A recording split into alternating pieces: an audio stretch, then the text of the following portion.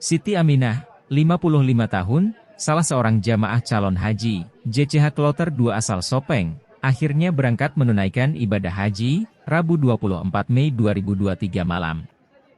Ditemui Tribun Timur, Siti Aminah menggunakan kursi roda. Ia salah satu dari ratusan JCH yang menggunakan kursi roda.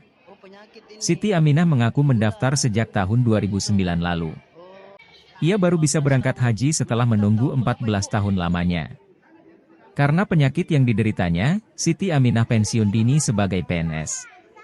Siti Aminah bekerja sebagai tenaga kerja atau nakes di salah satu puskesmas di Sopeng.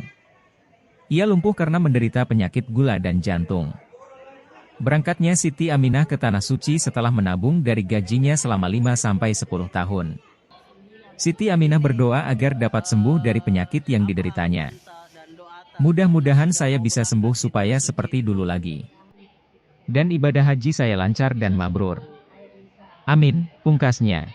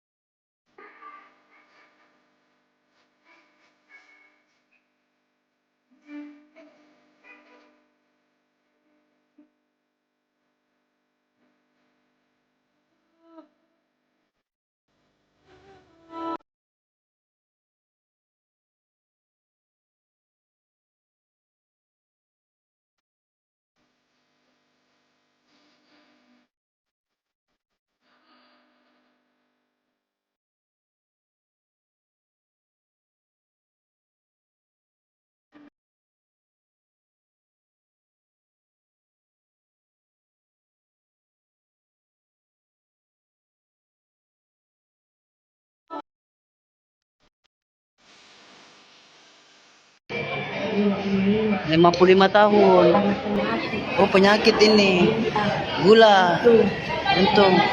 Oh, 14 tahun. Mendaftar tahun berapa, Ibu? 2009. Jadi ini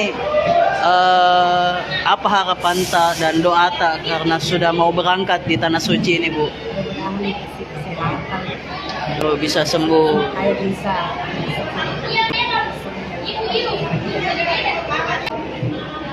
Siapa tahu ada. Iya. PNS, tapi pensiun dini. Oh, pensiun dini karena sakit. Oh, PNS kini di mana dulu, Bu? Puskesmas Kabin. Oh, Saya bisa sembuh. Tenaga dengan baik.